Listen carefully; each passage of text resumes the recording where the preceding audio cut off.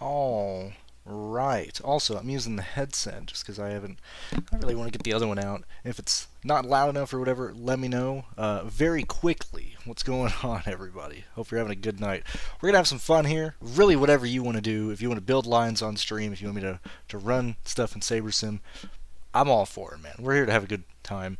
Everybody who's here on the Patreon who stayed on for this one race, pretty much did it just out of support for me. Like that's all it is. Like I think we all kind of know that.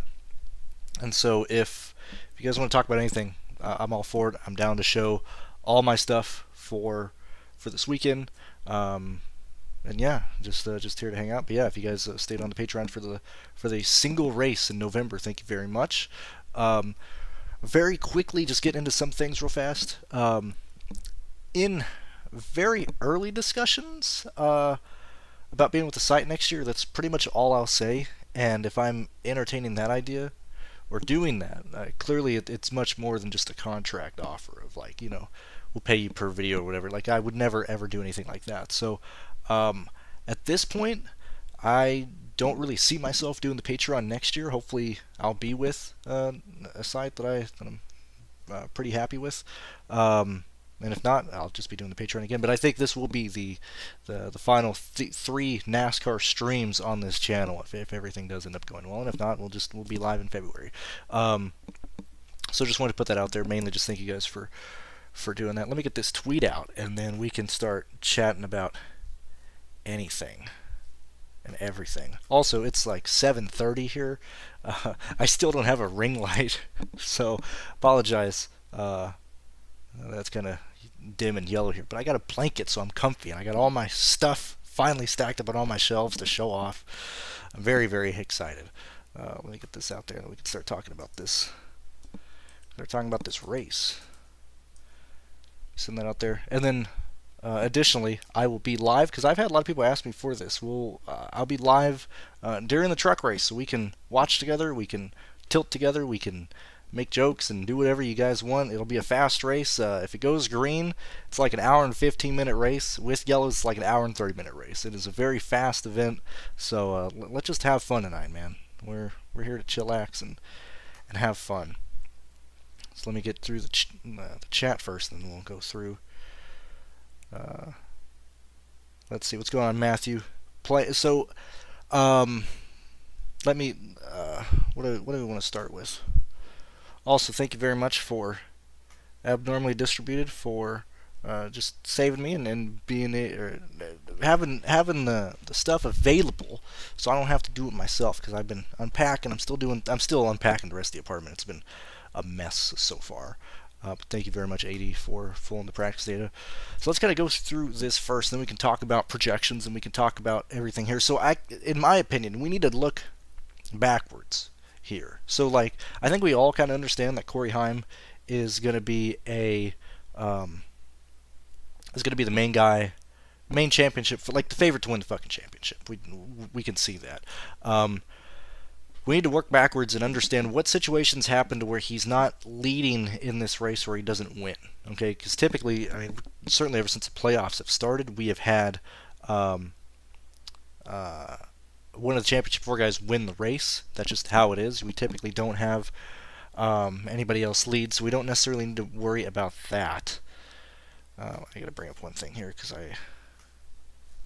I'm a bit of a dum-dum. I had to make sure that Majeski is not in Championship 4. Yeah, so it's Corey, Carson, Ben Rhodes, Grant Enfinger.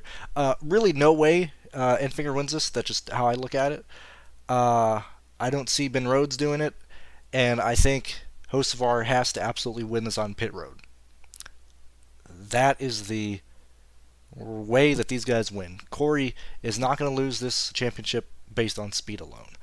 The reason that's important is what does Majeski do with Corey? Does Majeski race him hard? Does he get by? Like those are the two. That's the main question that we're trying to solve here, in my opinion. And so for me, it's not necessarily playing multiple guys in the championship 4. It's directly what Ty does with Corey Heim up there. Now, when we look at Ben Rhodes, who's also in the championship, we see these guys have pretty decent speed. They all ran pretty long, but like Ben only ran like 13 laps here. And of course, it's going to bring his average up. But why? What's going on here? Like that's not what we want to see. We have an hour of practice and we're only doing like 14 laps here. We have Majeski, who is clearly has a very great car. Still didn't do as many as whereas we see Eckes, running long. We see, I need to get this off the screen. I need to get that crap off. We see, man, I look so fat. I'm so comfortable. Gosh, you never get to see this from the other side, so I was way closer. This is usually just how I watch things. Everybody's like, why do you use this chair? Because I have an ottoman right in front of me and I can just lay down and watch stuff. I love this setup. I'm so comfortable. But I look very, very fat and happy in the webcam. Crafter ran long. We have Stewart running long. Like, these are guys that we envision need to run long and be able to pass people, like specifically talking about Friesen and stuff. We have Hocevar, who just didn't have the speed. Honestly, entering this race, I believe that Hocevar was probably the favorite to win this, but we all know that this race is determined by practice and where you start and stuff. And Hocevar has a pretty long way to go when we look directly at it. Corey Heim. Like, this is what is impressive to me, is that he's running pretty decent times, and it's faster than Ty Majeski in certain situations. Now, these teams only got one set of tires, so it's not like they ran in there and put another set on late in the practice session. Although they may have in the set. I don't remember. I know Xfinity, you only have one. I don't necessarily remember. Either way. I'm looking at runs, basically, and so it sucks that people didn't run 10 consecutive laps. I don't know why you wouldn't do that in a practice session this long. So I do have them sorted by 5 because we're just going to be directly looking at these guys, comparing them with the 10 lap. So when we look at Corey, we understand that Corey is going to be basically he's going to be a top 3 car all day.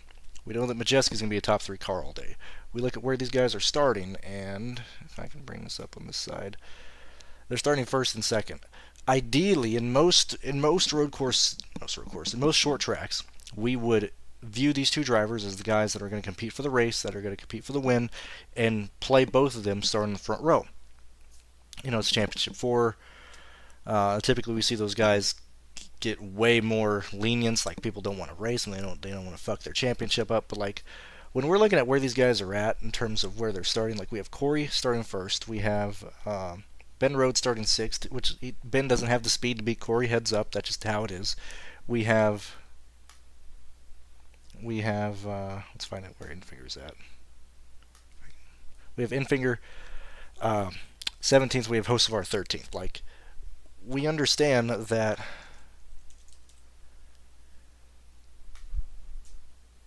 Infinger, like, I think this fall off is a big extreme, going from 4th to 16th, and like, why is it that low, or why is it that much? But when we do look at this run, we see that he really did fall off pretty, like, super fast times.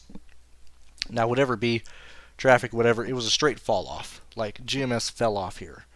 We see that Chase Purdy also fell off, and when we compare him and Infinger, like when we're comparing teammates here, because Purdy had a pretty fast car as well, we see drastically different takes here. Like, I don't know what GMS is doing with these cars. When we look at Raja,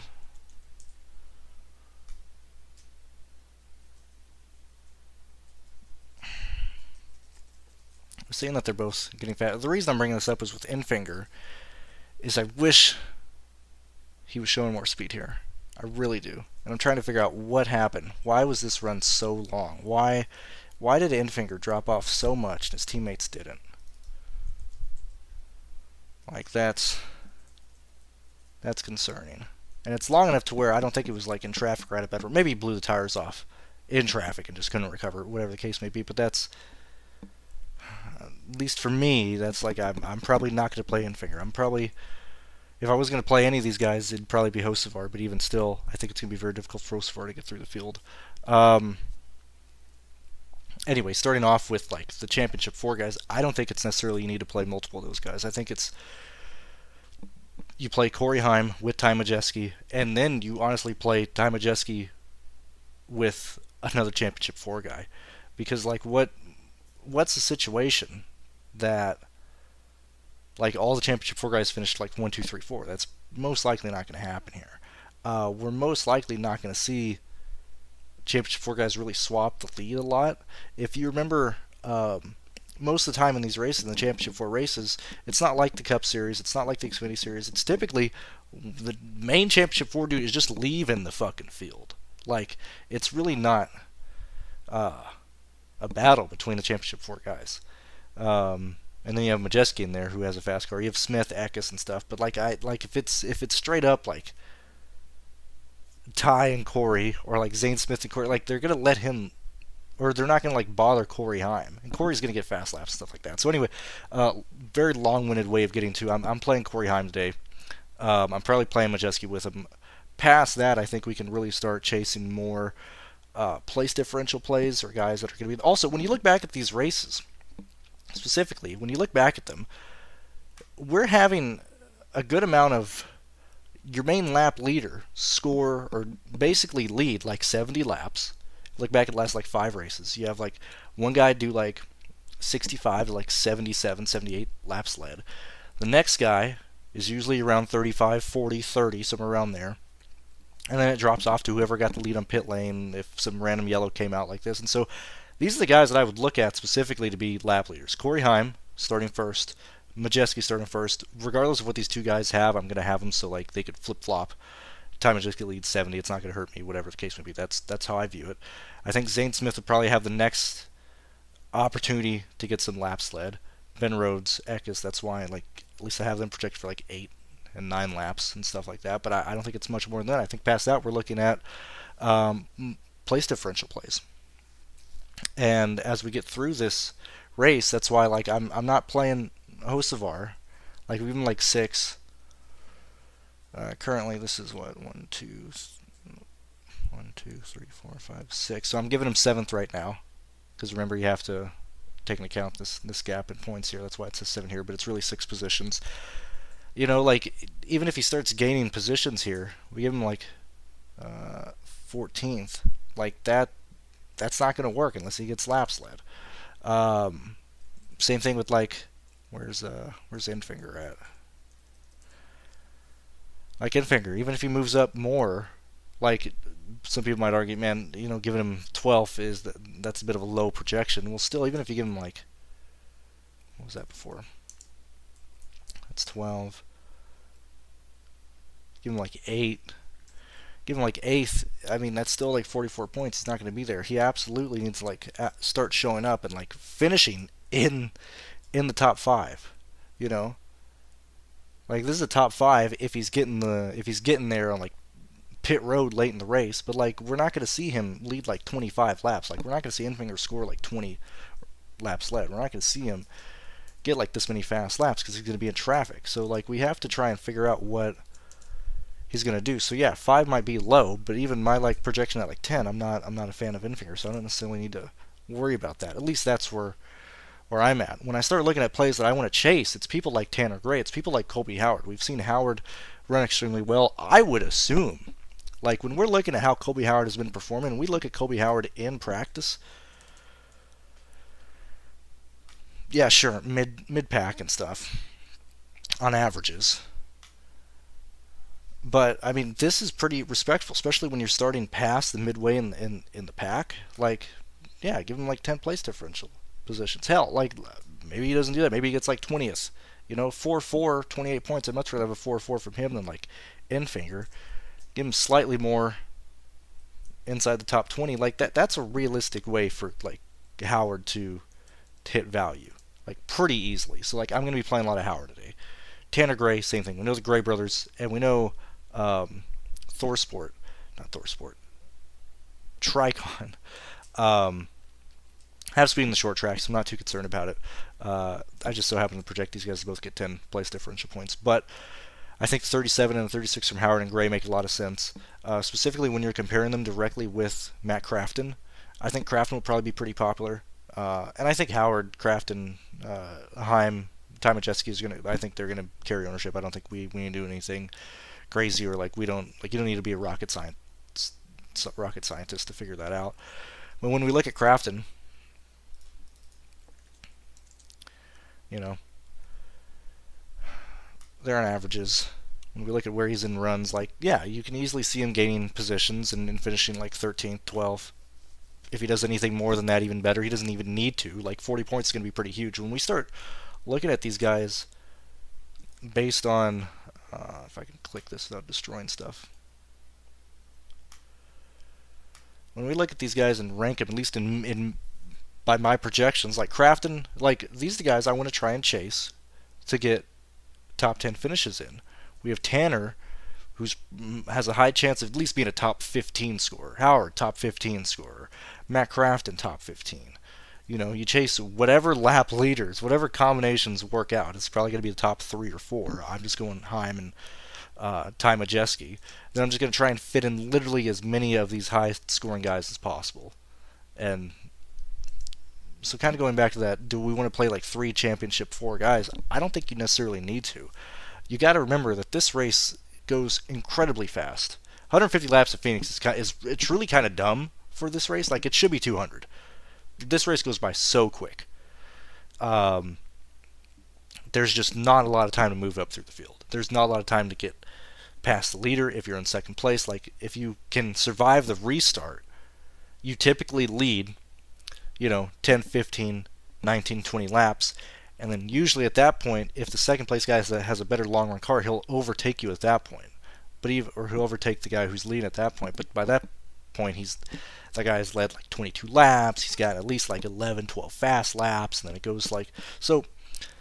Like, yeah, Corey and Ty are probably the guys I'm wanting to chase. And if I wanted to get different, I'd probably go Corey and Zane, maybe. Like, these are probably the 3 guys I'd move in and out. I'm probably only going to do 3 lines today, because I have to conserve my money. I'm at the point where it's like, okay, cool, let's get through the off season, let's get through stuff. Also, I'm very tilted about last night's NFL Showdown, man. I'm really, really fucking tilted about that. So I'm only just gonna do 3 lines, and there's a real chance I use the main guys that I mentioned there. Past that, they're like DUI Hackard, who got in the road to recovery like very fast. Like, I don't even know how this guy got back in NASCAR that fast. Like, I can't believe in motorsports you have a DUI or DWI and then you're back in that same year. That's insane. I think he has a real chance of hitting value, or pretty easily hitting, making the lineup work if he's in it. Tyler Hill starting last. This is like this. I hate Tyler. I wish Timmy was in this car, man. Just slow, man. I think 10 is even aggressive, man, because that means this is showing like, and Home Motorsports usually does better in the race, but very similar like JD. Like, JD will fucking be just like terrible practice speeds, and then they'll gain positions just being smart. But like, man, using more than 10, that's tough, man. Marco Andretti, man, this guy is. I don't even know how you're this slow in a car like this. I just don't get it at all, man. Just dog ass slow. Just dragging ass slow. I mean, this is like pissing me off slow. Like, Marco, I would love to play you. You are so tempting to play, and this is just horrific speed.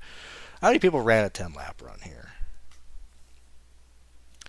22. Fuck me, man. Jesus Christ, he's so fucking slow. I would personally, I'm gonna play a lineup with Marco Andretti because he offers too much place differential to give up. I can't realistically envision him passing more than 12 cars with the speed he's shown. Even in the other races this year, he's been a terrible play. He's made it through here. Let's check out the DraftKings with $0 in the account, because people love to see that. Remember, that's the one rule. 2 rules for anybody doing DFS content: never do math in a stream. Never ever show the DraftKings webpage with $0 in the account, because you will get a ton of shit, or like a low amount. That's a death sentence. But I don't give a fuck at this point. I mean, this man this has been incredibly tilting. This was wild. Like, he was so fucking slow. I mean, this is wild. Didn't even hit value. Didn't kill you, but didn't hit. Like, I have to have one line with Marco in it. That's just too much upside. Like, Marco, I don't even know what his ownership's going to be. But Marco is like truly a fucking slate breaker. if he can manage to get lucky under a yellow. Like, he is a guy that I envision getting like 2 wave rounds in this race, getting on some dumbass pit strategy, saving a set of tires late in the race, and flying through the field. So anyway, there's kind of that. But like, I think Phoenix is pretty straightforward, man, because it's hard as hell to pass in this race. It's like the lap leaders are shown to us through who had practice speed. Combine that with looking at runs, okay? Combine that with where they're starting, and then combine that with the pit road selections, which is these bad boys. So like, you have Championship 4 guys getting all good spots, because Championship 4 guys picked before everybody else. You have Corey, you have Hocevar. I don't know where the hell fucking Ben Rhodes is. Is he in the 99? So that'd be him. Who's the other guy? 23 of Enfinger. Right here. So they all have good pit stalls. So like, that's not a concern.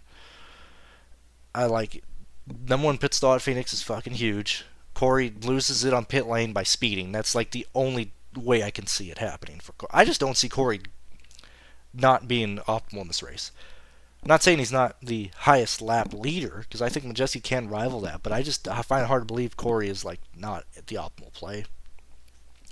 I find it hard to believe that like Howard isn't an optimal play unless he's involved in a wreck. The Gray brothers starting mid pack, like I think it's hard for him to not be optimal. So yeah, so let's go ahead and go through the chat. 54 of you guys here on a Friday. Thank you very much. How much time we got left till this stupid bitch starts? Hour and 15. Yet again, I'll be live for the truck race. So if you guys want to hang out, crack open a beer, tilt, rant, talk, whatever, we'll be here. We'll find a way to sync things up. Let's see. Yo, what's going on, Alex? Best of luck in your poker during the off season. Win the race, dude. Yeah, do you guys want me to talk about that? We'll talk about that at the end. We'll rant about that later. The move went well. I had to get all that done last week. Then I had to go to Austin, see Kiss, and then I came back. And I'm going to El Paso to watch my mom's place while she goes up to Washington. So I got to watch all the horses and chickens and animals and stuff. So I'm heading back to El Paso on Monday. I'm just glad I got my room all done. Yo, what's up, Phila? What's going on, Brian? I am very comfy, man. I'm very comfortable, man. People need to try this. Sitting in like regular desk chairs, that's overrated, man.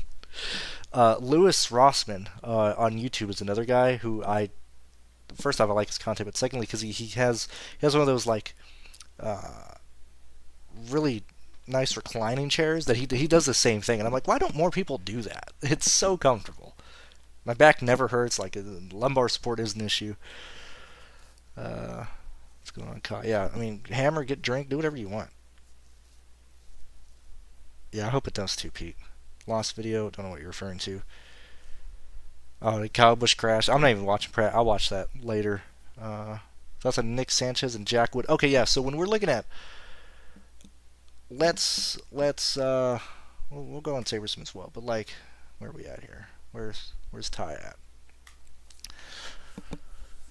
So, yet again, it's the end of the year. So like, I'm most likely playing this here. But when I view this and look at my stuff, we even look at sabersim too. Fuck it, check it out here. So I've already ran my stuff. I haven't ran the contest. I mean, we can. So quick talk about contest sims. There's, what is it? Perpetuity. There's a lot of things. No, not perpetuity. That's word I'm looking for is proprietary. I wish I knew the ins and outs of sabersim in that detail. I wish I knew the ins and outs in like stochastic, run the sims, because for the racing series, for NASCAR, F1, they seem to be lacking in some degrees, and I can't really put my finger on because I haven't been able to look at the data myself. However, I have multiple people who talk to me who run their own sims. I have a guy. It's weird saying friend. Like, I would use the word friend because we talk online. I've never met the guy, but it's somebody that I trust, and he's been simming my stuff outside of what sabersim. I give him my stuff because he's part of the Patreon. Then he sims it and gives me back the results and stuff, and he can use it however he wants, and I can use it however I want. And we've been talking about how the discrepancies in all these sims, specifically in racing, like sabersim talks about how they're a lap by lap simulation as well, because like they do play by play for their other sports, and I don't necessarily agree with the results that has. And then when you run the contest sims with it, like I just think I don't necessarily trust this stuff in terms of NASCAR because the variance is high, F1 variance is high. For the other sports, I think it's very noteworthy. I'm not saying that just because that's what everybody else is saying, like LOLs and stuff. But I find major issues with some of the things. Like, let's talk about Run the Sims really fast and sabersim. So one thing that they do not do for F1 is they do not update for grid changes. So there's been multiple times this year to where people have started from the grid and they haven't updated their stuff. And all the customers who run lineups based on Run the Sim, and this isn't me this is just what is happening. They have played negative EV lineups because Run the Sims haven't updated the starting positions in the F1 races, so that drastically changes. Like, it'll still have the guys like starting like 14th, 9th, whatever, and they're starting from the pits, and DraftKings scores them from the fucking pit lane, starting last. Like, that's not updated on Run the Sims. That's not updated on sabersim. We've seen Fantasy Cruncher not even have correct drivers in the Truck Series and the Xfinity Series a couple times this year. So I'm not a big fan of the sims for these sports and stuff. I think it's very much a delicate procedure. Anyway, that was my little rant here. Let's just run this and see. We'll name it whatever, garbage. Let's run it and see what line. And these are my projections that I put in. We'll see what it tells me is off. I typically don't play the highest projected lineup sabersim gives me, and I typically don't ever play the best contest sim lineups it gives me, but I'm curious and see what it does. Anyway, getting back to the Jack Wood question. So, like, Jack Wood is starting second. Okay, he's at a price range to where we can get to him very easily. Okay, and so I see the price range, and I'm like, okay, what is he showing in speed? Because this guy is pretty inept. Okay, he has pretty decent speed there. He has pretty decent speed here. Are people going to want to play with Jack Wood? He's 66, and I'm like, brother, man, I kind of like Jack Wood, man. He's showing up as a pretty good play. Like, this would be a lineup I would enter. This would absolutely be a lineup I would. Again, I'm doing 3, so I got to compare exactly what I'm going to come down to. But I would write this down. I mean, I'm not going to write it down because I can just go back and look at the stream. But this is one that I would very heavily consider playing. I think this makes a lot of sense. Even if you take Friesen out, you want to change this. Like, I think Jack Wood is a really, really good play. All he has to do is stay in the top 10. Based on speed, he can do that. Based on skill, whatever. He's bound to do something stupid. Another guy, the hanger-on, the guy who absolutely dumped his teammate at Mid-Ohio. I think Sean makes a ton of sense here. I think he's one of the best value plays in this race due to the fact that I think that's the wrong one. That's AD stuff. You got to get AD. This Motorsports Practice Data. Always in here. Updating a ton of stuff. I don't know why people don't use this. Or I don't know why they use it and not give credit. And I don't know why they abuse it. I mean, they're just absolutely morons. When we look at Sean,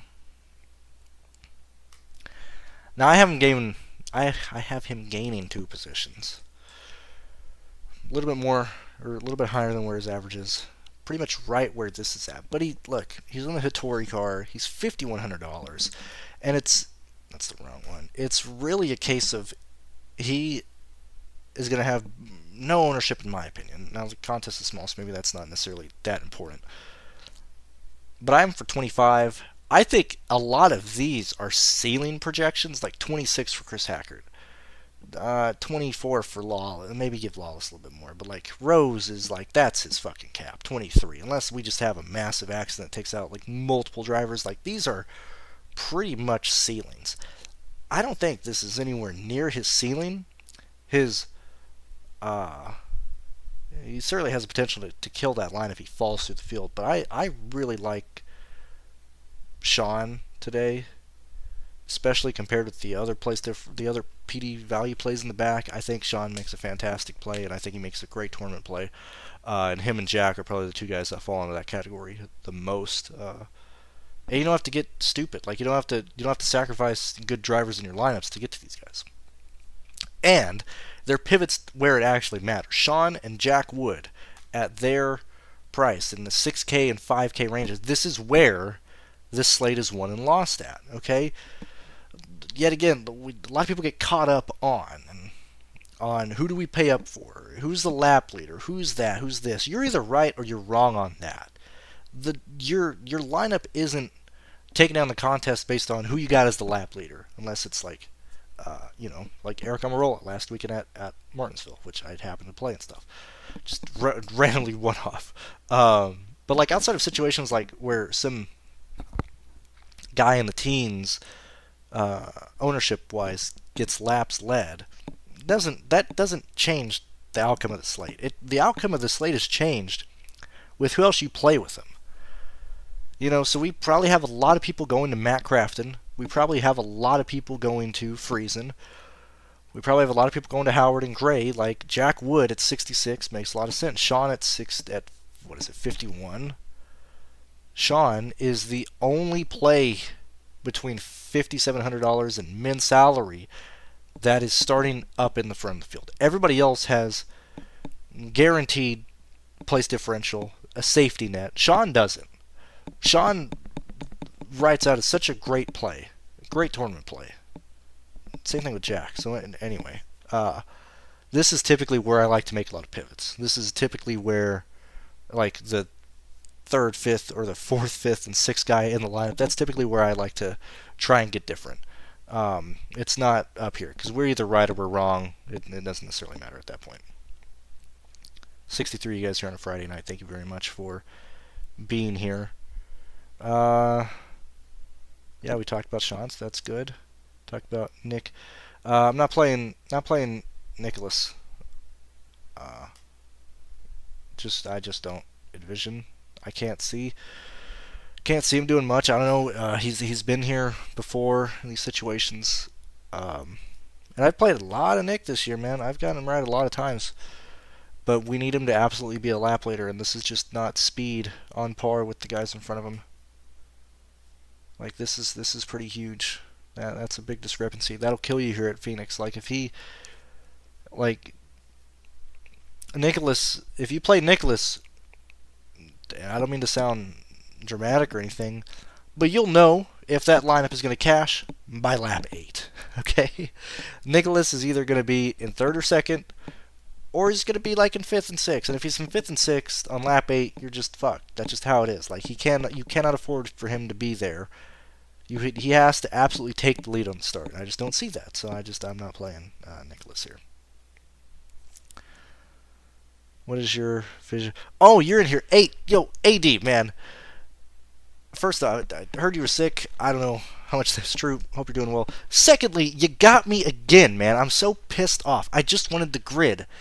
I went in, pulled the grid, pulled the salaries, checked like 11 guys, because I normally check them, and I didn't catch it. I didn't catch that you switched the salaries on Light and Sanchez, and I was very, very annoyed at myself for letting that slip through the cracks again. So bravo, my guy.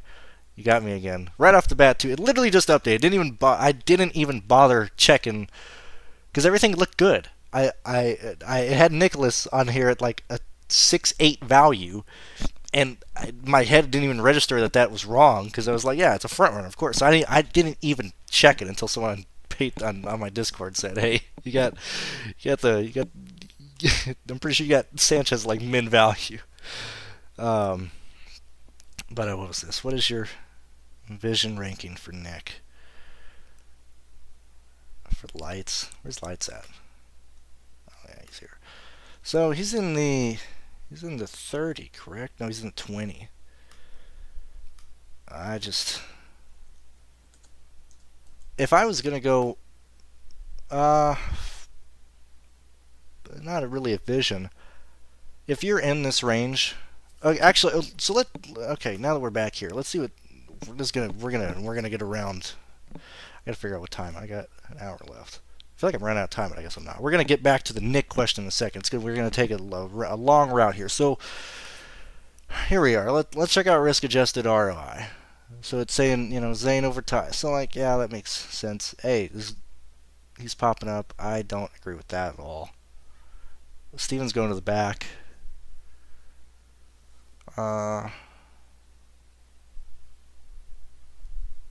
Like I would never enter any of these lineups.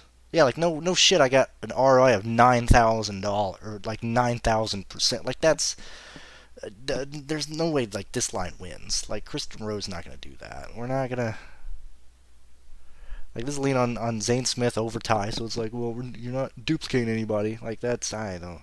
For NFL, I love the sabersim contest sims. Basketball, I need more time. Worked very well in the playoffs last year, but the jury's still out for me currently. I wouldn't use really any of this shit for NASCAR. Like an F1, it'll give you like fucking double. I guarantee you, SaberSim is gonna be like, okay, play both the fucking Alfa Romeos tomorrow or on Sunday. Like it's gonna give you like fucking double guys in one constructor. It's like I hate the fucking contest sims for this stuff. Anywho, so going back to what I wanted to do, I'll leave that up there. So we're looking at light. I want to sort this by here. So also like ownership is just fucking lame. Never trust this shit at all. But Nick is showing up the least amount for me, and I want to try and figure out what this is doing compared to what the field do. So like it's using Tyler Hill because he's starting last. I assume he's going to be very popular and stuff. And yet again, this is just my lines. Like I built 5. I always just run 2 just to have a huge amount of stuff to look at. But if you're paying up, let's try and figure out what the field is going to do. So you're probably paying up for probably those 3. You get Nick. So you get 2. That's not necessarily ideal. The reason I'm looking at this is to understand in what situations Nick works out in. So if he's working at 4,900, that means either the 5K range has died completely, like they're all not hitting value at all, or he's necessary and fitting in, like he's necessary in the lineup because you're leaving like $100 left or 0 left on the salary and stuff. So in terms of the 5K range, I would probably go Sean. It's probably my favorite. And this is probably, hell, even if I was running 20 lines, I'd probably still like Sean the most. Probably Davis. And then Nick. Those would probably be the only 3 guys I would use in the 5K range. Long-winded thing to say is I truly don't have an opinion on Nick. I would use him in lineups that I'm using that I need to go that low.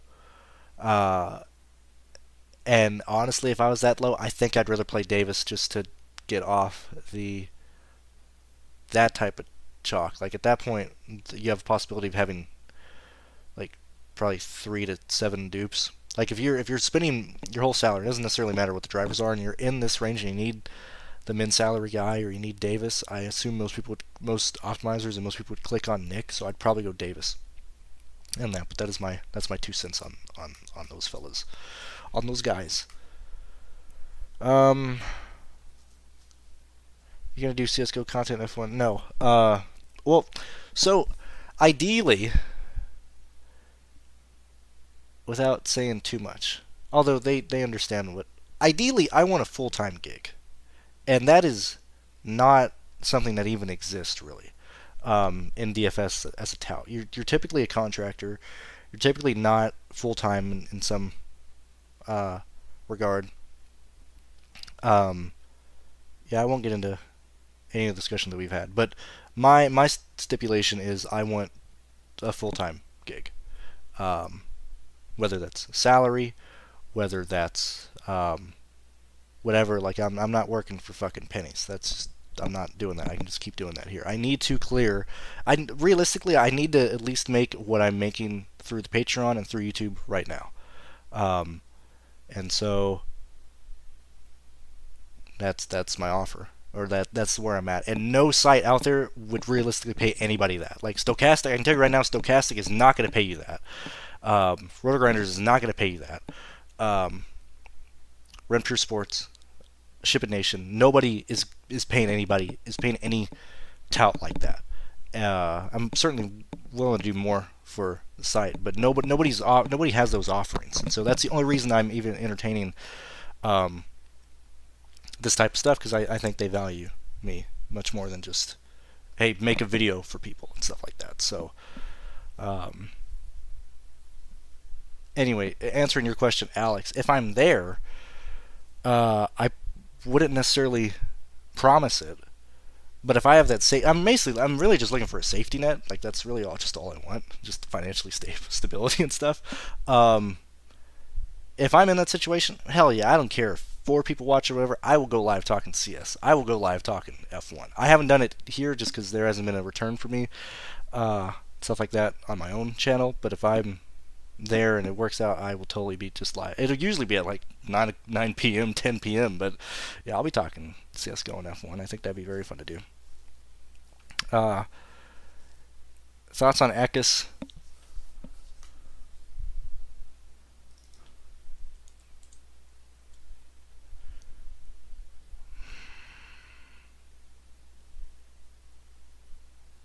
He would probably be. I probably won't get to him today in my 3 lines. I'd probably want maybe 20% of him if I was running 20. That's probably what I would want. I don't really have a feel on Ekis at all.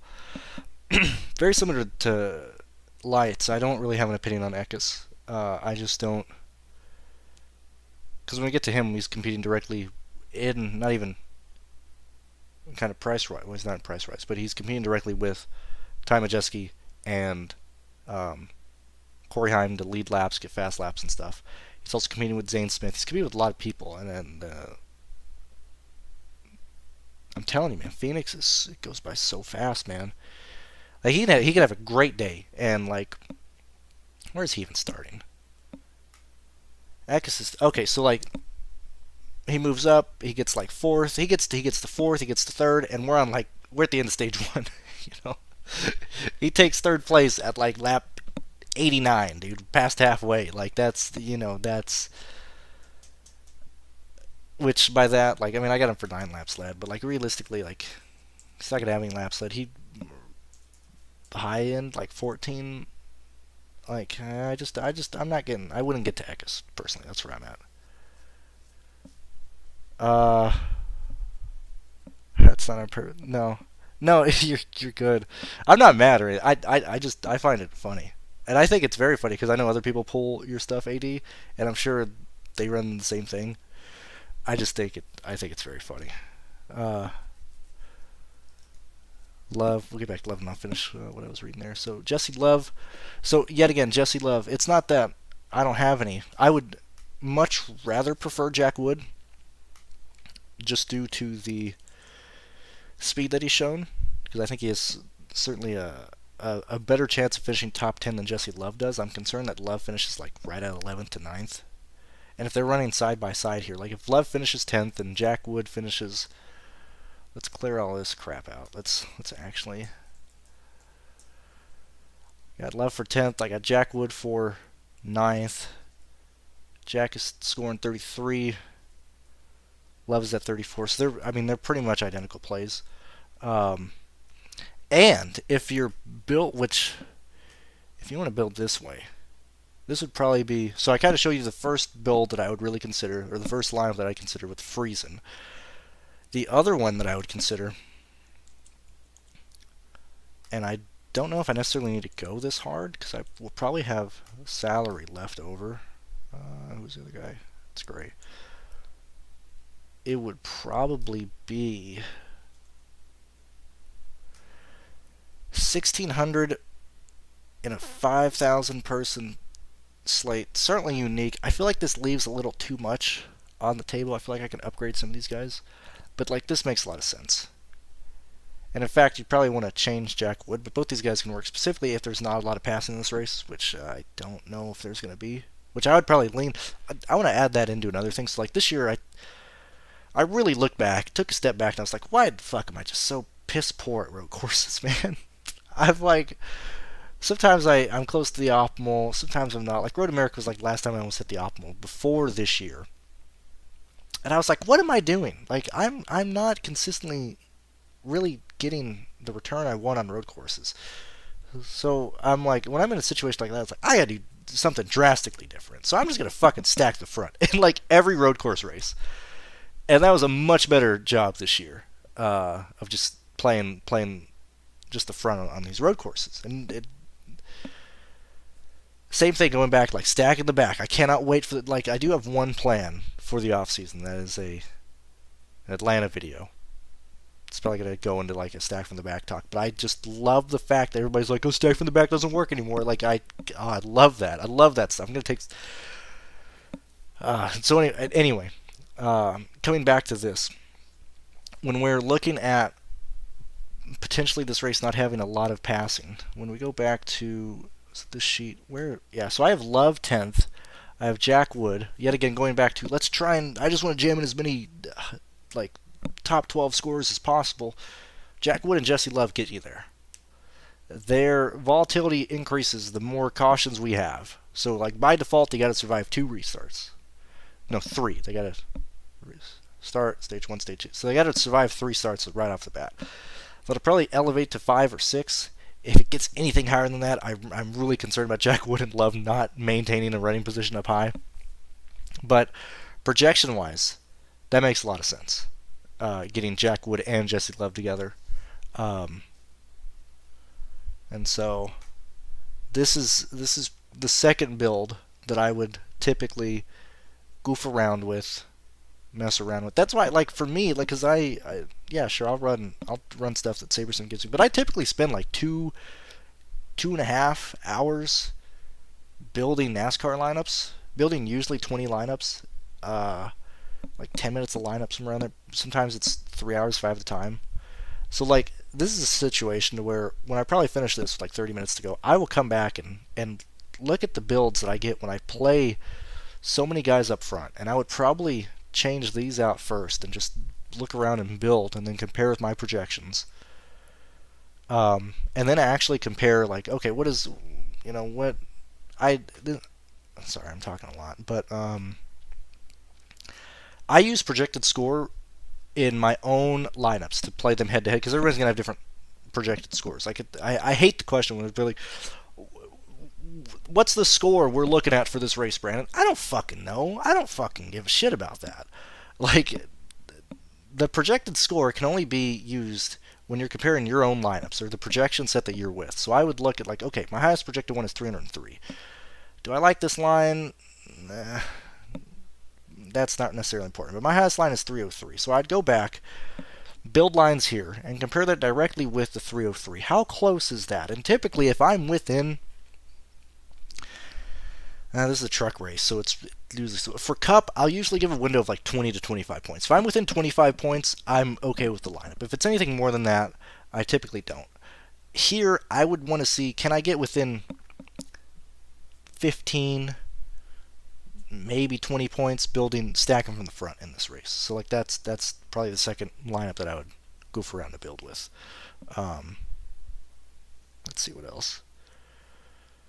It's not on purpose. I do sort my name on DK so they mix up the dollar. Yeah, no.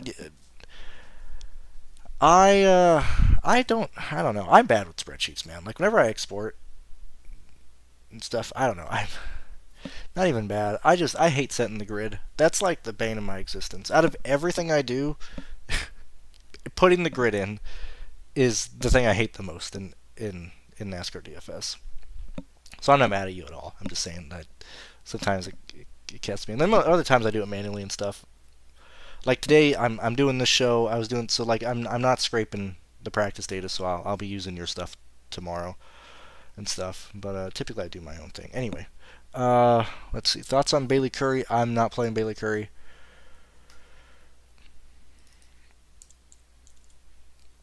Yeah, right here.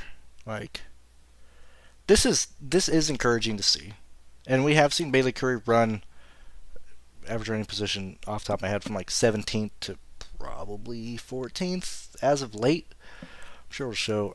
I mean, I'm sure he's finishing where he's running.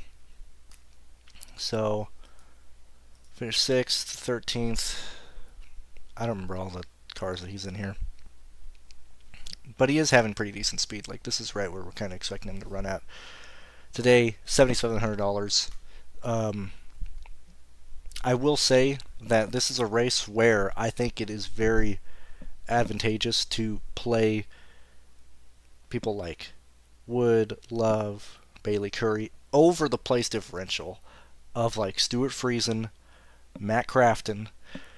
It's going to look bad on paper, but Phoenix is a really, really hard place to pass on, and it is a place where Crafton and Friesen can get stuck in traffic. And this is a place where I'd want to chase guys who are starting farther up front. And so it's not even will Bailey Curry work. He is competing. I mean, all these guys are competing directly with the place differential of Matt Crafton, of Stuart Friesen.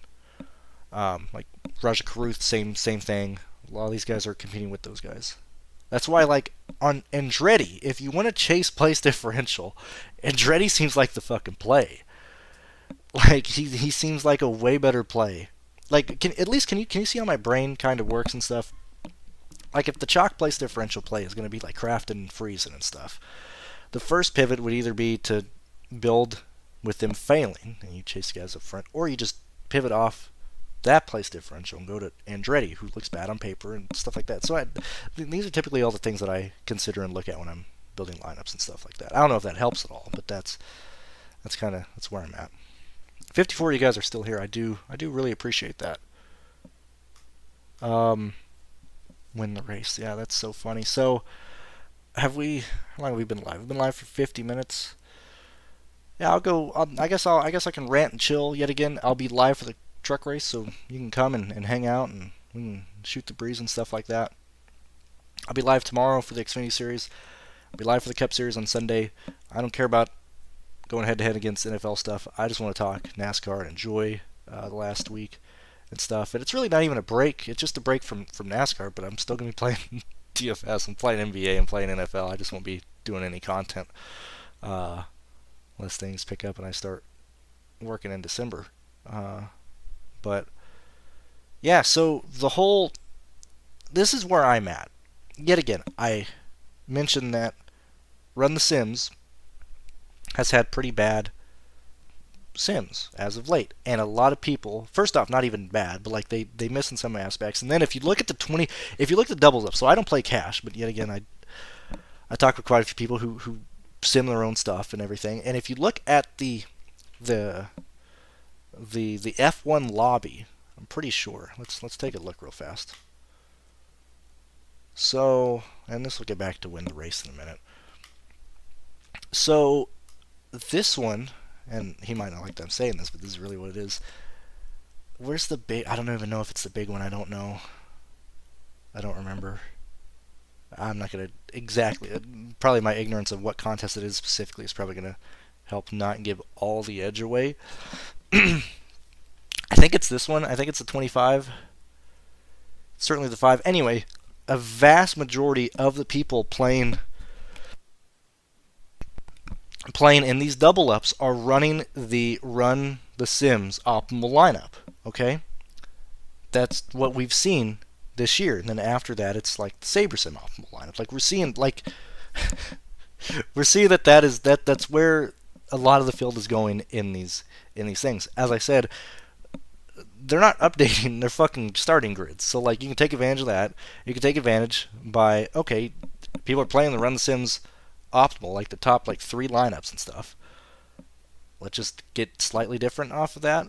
And we're seeing that a lot of those lineups are also being played in the main tournaments as well. So like whenever I'm playing F1, I'm like, what is the run the sims optimal?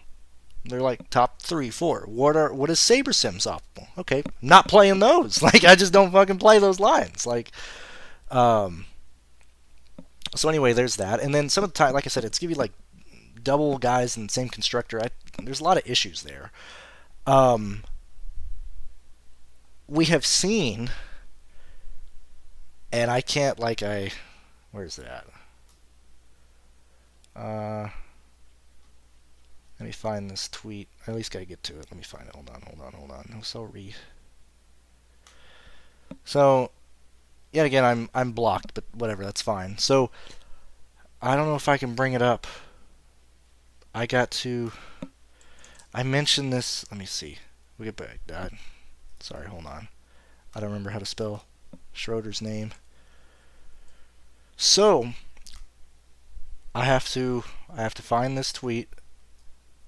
We're going, this is a very long-winded thing. So, okay, typically, this is something that I would like view or see, or I get, somebody shares it to me, and then I laugh for like 5-10 seconds, and I just move on with my day or whatever. But the thing that I have had issues with is, so, yet again, this is blocked, so I gotta open this in fucking incognito.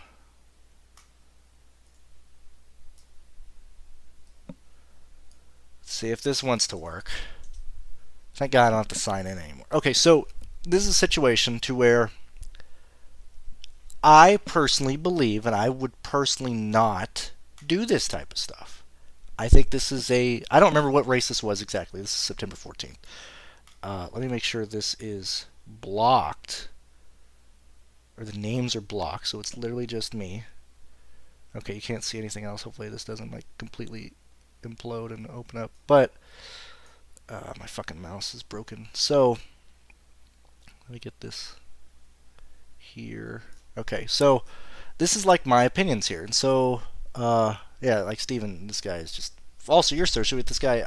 I'm already turned off, but another winner atop the ranks at Win the Race had him in a league of his own with Majeski. I don't remember what race this was exactly. And I'm like, what is he talking about? And this is not an issue with him. This is an issue with Sims in general. But when you're pushing, like, see the top leaderboards, that's when I get kind of pissed off and annoyed and stuff. If your data is showing, again, I don't remember what race this is, and I'm blocked, so I can't just fucking go through and see if I'm sure we can figure it out.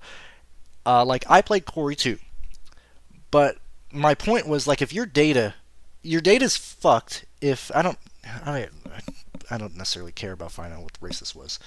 Like, Corey wins the race. I play Corey. I'm sure I played Ekis, Nicholas, whatever. Cash, whatever.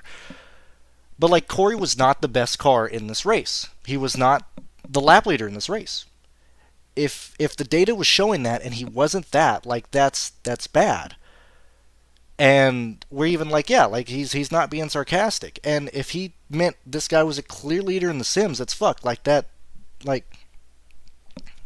Yeah, like this individual he's victory lapping that he had the best truck in the race in tier number 2. Like that's wrong.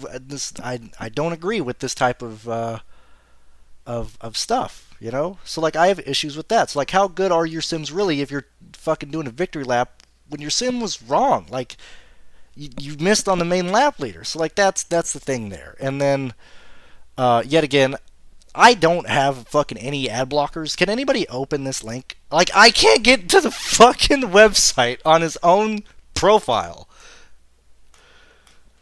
Oh my god, dude. Let's get there. Okay, well, hold on. Let me get over here because I don't know what's gonna fucking pop up.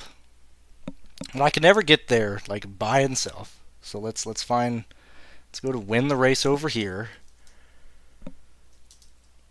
WinTheRaceInfo.com. Literally type the same thing in. I got to bring it up. So, if you saw the tweet and you saw what I was mad at, yet again, I don't really like clicking on Twitter because I have filters off, so there's bound to be fucking nudity on there. Last thing I need is to get taken off of YouTube for that, or go on a little break. But Oh, did he unblock me? No, I'm still blocked. Why is it? Is it because I? What the hell? He has me blocked, but I didn't know if he responded. It's still there. So anyway, typically, if I'm going to say something, I don't usually like to have conversation with people on Twitter, argue, whatever. Like, you can't, you're limited on characters. It's hard to get all your shit out. I'd much rather just talk or whatever. And I'm down to talk with anybody. Anybody knows that. I will talk with anybody. And if I have any issues, I typically, I feel like this was a pretty nice way to bring stuff up. I didn't be like, hey, fucker, you're just like, you're kind of bullshitting people. My whole issue is if he has, I don't even know where the fuck this stupid thing is. Let's join us. So like all this stuff here, this is all literally just loop data. It's literally all just loop data under like 17 different names, okay? Loop data, true performance rankings, that's basically what I do and what everybody does, okay? 4-tire pit stop versus the field, that's pit data. Pre-practice and qualifying rankings, that shit is so useless. Not saying this for everybody who does pre-practice and qualifying ranking, that is just fucking ridiculous. That is you having to try and get content out because, hey, most people are contractors and they need articles, they need clicks. Like, that's kind of why I stopped the videos during the week, because it was like, well, I like this guy going in, and then you'd list everybody else. Everybody likes to see people entering these weekends, so like that's useless. Front runners, you literally just look at the laps in the top 3, top 5, top 10, top 15% of the field in those laps. That's it. You get that from loop data. Sim Center, that's your proprietary sim. I can't speak on that. I'm just saying that's okay. So like that's a valid thing. DS contest selection. What the fuck? You talking like a bunch of fucking earthworms? Like what the fuck is that about? Lineup builder. Everybody has that. Practice model. What? Are you just taking data from practice and putting it? Racing awareness. Whatever the fuck that means. Whatever you want to. Whatever. Clean air. Looking at guys in practice who didn't have dirty air in front of them. Looking at guys in the race who didn't have dirty air. You can get that from the loop data.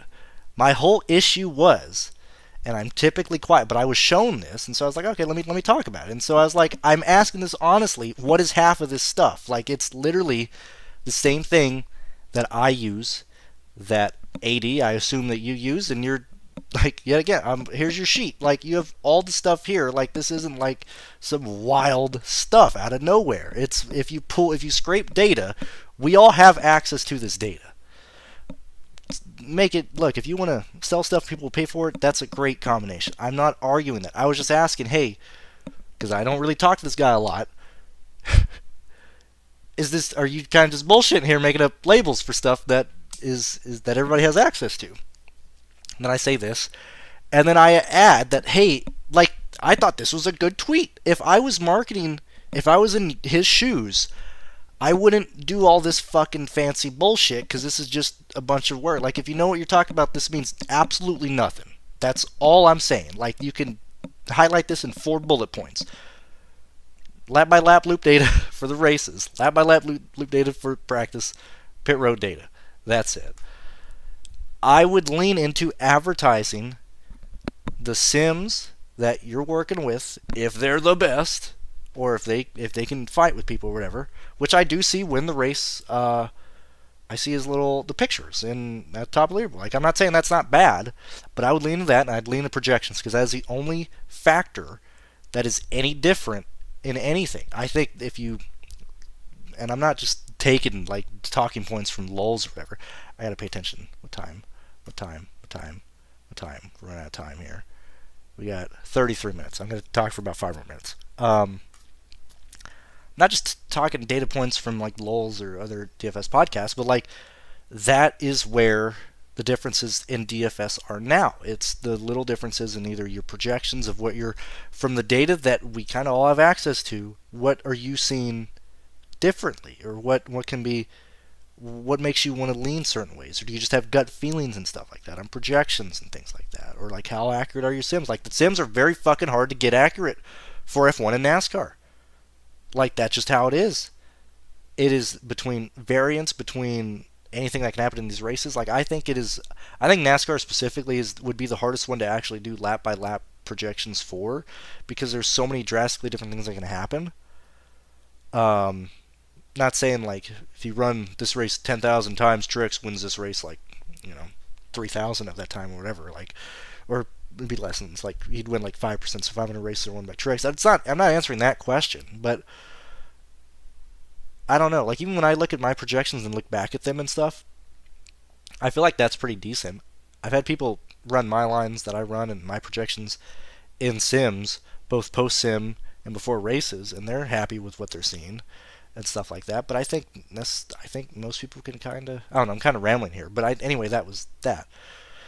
I'm assuming that he either has two people on his account, because there's no way this motherfucker responded like this to me. There's no way, and that's not me having an ego. That's not me being high. But I can't imagine any imbecile would answer this way to me. Like, dude, oh man, I can't. So I imagine that's somebody else. And so anyway, I posted this, and yet again I'm blocked. Following this, they tweeted, "Well, thank you for the feedback. This is my first time running a site or whatever. Thank you for your consideration." And then I came back like several hours later and I was blocked by him. But I like, this is just fucking despicable. See you at the top of leaderboards, man. Fucking suck my nuts. Get the fuck out of here with this big dick ego shit. Like, anybody can win, anybody can lose. I personally don't like win the race. That's just where it is. And I rarely engage with him. I just didn't follow him. And I don't block people either. I just don't typically engage. And I feel like this is like some of the dumbest shit I have blocked for. This is ridiculous. So anyway, that was the whole win the race argument and stuff that I was just kind of like, what the fuck is this? Like, this is the most petty shit ever, man. That was my whole thing here. So let's see what you guys are saying. Dean Thompson. Yeah, very quickly, let's look at Dean. I would probably not play Dean Thompson. I'll just leave it on the screen here. I have Christian Rowe. Yeah, I mean, typically I really, this might be me. Like, I also don't like running stuff like that, because then it'll, as dumb as it sounds, I like my color coordination, and I don't like having like somebody rank that low, because it fucks my, it fucks my formatting up. So I typically don't try and leave somebody like negative and stuff. But let's see.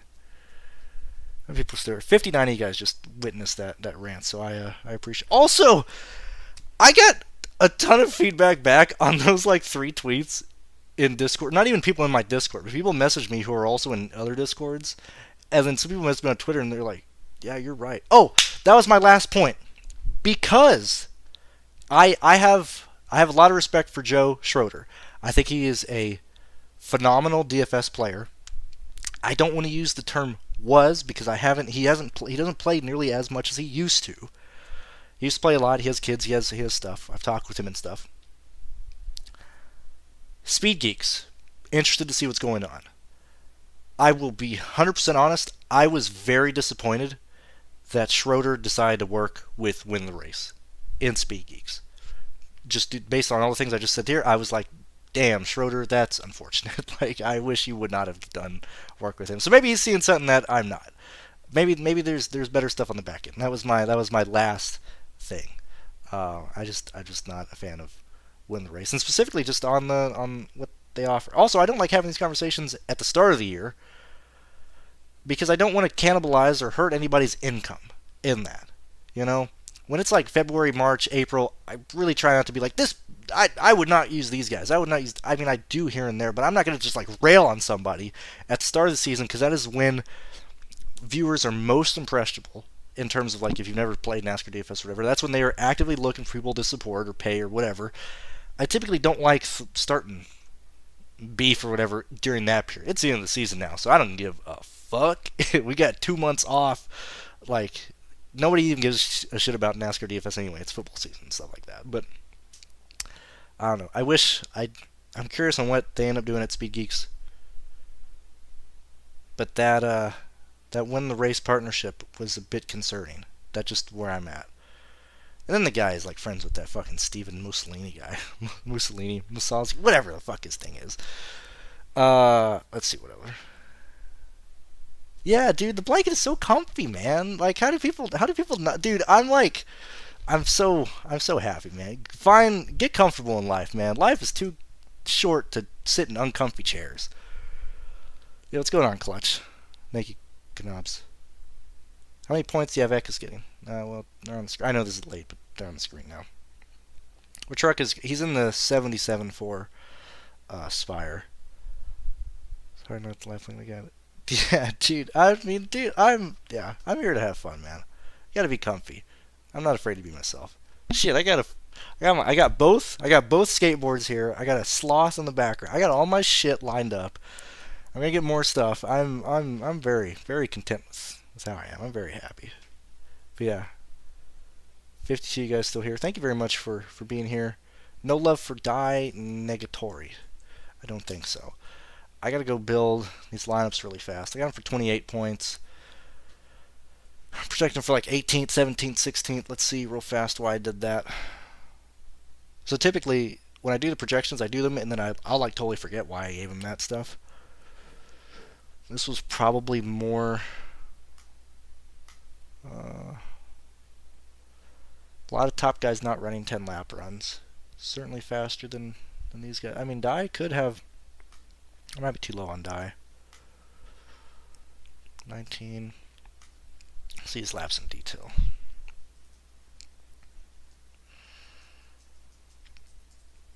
What happens if I move these real fast? Where does that put him at? It's still... No, wait. 06 drops him to here. What's his price at? Yeah, a guy in a blanket with... oh, shit. A guy in a blanket with $45 entered on the race.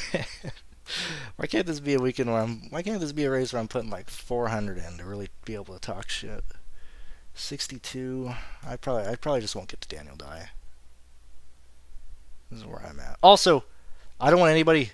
I don't want to continue any discussions of like beef or drama, because I frankly don't give a shit. I'm just sharing my opinion because some people have asked me that. I don't want anybody else speaking on behalf of Win the Race. I'm always down to talk if he ever wants to talk, but past that, like, you want to argue on Twitter, that's just not for me. I'm not here. That's where I'm at. Yeah, I'd probably not play Daniel. Yeah, rip GMS, rip KBM. It's a sad, sad night. Sad, sad night. All these good teams. Next year it's going to be rough, man. Anyway, I'm going to let you guys go. Build your lineups. I'll be live 5 minutes after the hour, so before the race goes live or before the race starts. And we'll sit here, and I'm not going to stream the race on my screen because clearly, you know, that's a big old no-no. But we'll get synced up. I'll tell you guys when certain, like, oh, they're crossing their finish line right now. Oh, and this happened. And then we can, once we're all kind of synced up, I'll probably watch some of the race. I'll have this on the other screen so we can watch lineups and see who's winning and who's not, and have a live sweat and just celebrate NASCAR DFS for the night and stuff like that. And yeah, that's mainly it. So I'll see you guys in like 20 minutes. Best of luck with your lineups, and yeah, see you guys in like 20 minutes. So grab a beer, get your food, whatever, and then we can chill and chit chat and talk. But you guys got to be active though. That's the only thing I add. Like, I don't care if there's 3 of us here. But we got to be typing. We got to be talking. I don't want to just be here sitting silently like this and just wasting everybody's time. That's my only requirement. No, you're good, Brian. Oh man, you missed a lot.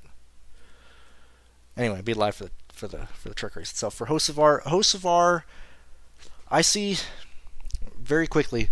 Heim should have it in the bag. He should have the championship in the bag. The only way he doesn't is on pit road, whether that be him speeding, whether that be Ben Rhodes, Carson Hocevar, or Enfinger playing games on pit lane.